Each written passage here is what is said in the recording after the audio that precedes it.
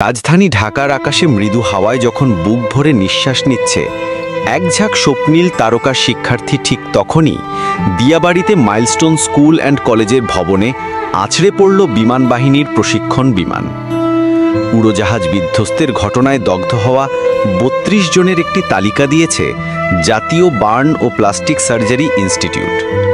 তালিকা ঘেঁটে দেখা গেছে দগ্ধদের বেশিরভাগের বয়সী ১০ থেকে ১৩ বছরের মধ্যে।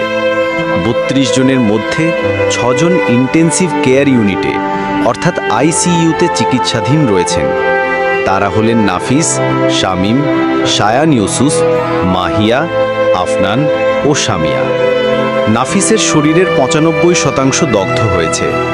আইসিইউতে থাকা বাকি ৫ জনের দগ্ধ হওয়ার পরিমাণ তালিকায় উল্লেখ করা হয়নি। বাকি ২৬ জনের মধ্যে এরিকসেন ও মেহেরিনের শরীরের শতভাগ দগ্ধ হয়েছে। ২ জনের দগ্ধ হয়েছে ৮০% করে। তারা হলেন ১৩ বছর বয়সী নাজিয়া ও মাহতাব। ৬২% দগ্ধ হয় ১৫ বছর বয়সী মাকিনের। ৬০% করে দগ্ধ হন আয়ান অর্থাৎ ১৪ বছর ও মাসুমা। অন্যদের মধ্যে তাসনিয়ার ৩৫%, ১১ বছর বয়সী আরিয়ানের ৫৫%, আশরাফুল ইসলামের ১৫%, রোহানের ৫০%, শ্রেয়ার ৫%, কাব্যর ২০%, ইউষার ৬% ও রূপী বড়ুয়ার ৬% দগ্ধ হয়েছে। এছাড়া তাসমিয়া ৫%, জায়না ৮%, সাইবা ৮%, পায়েল ১০%, আবির ২০%, কাফি আহমেদ ১০%, মুনতাহা ৫% ও আলবিনার ৫% এবং নিলয়ের শরীরের ১৮% দগ্ধ হয়েছে। নওরিন ও মাসুকা নামের ২ জনের বয়স কিংবা দগ্ধ হওয়ার পরিমাণ জাতীয় বার্ন ও প্লাস্টিক সার্জারি ইনস্টিটিউটের তালিকায় ছিল না। বিমান বাহিনীর উড়োজাহাজ বিধ্বস্তের ঘটনায় অন্তত ১৯ জনের মৃত্যু হয়েছে। আহত ও দগ্ধ হয়েছেন ১.৫ শতাধিক।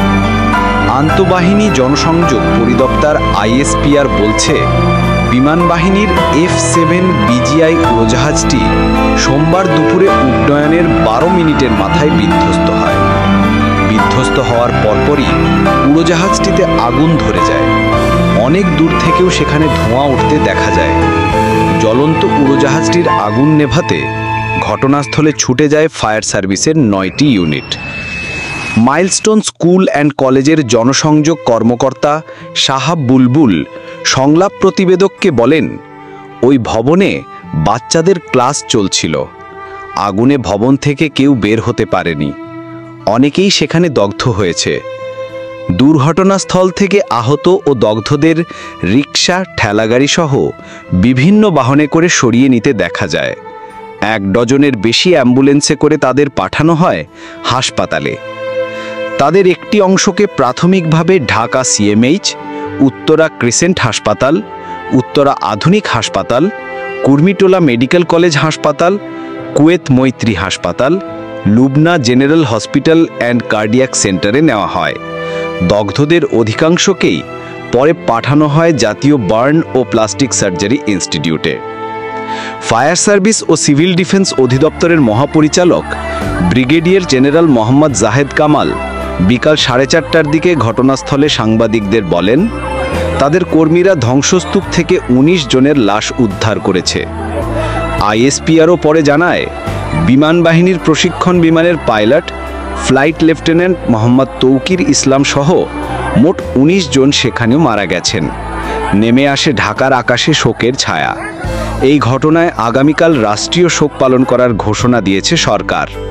দৈনিক সংলাপ, ঢাকা।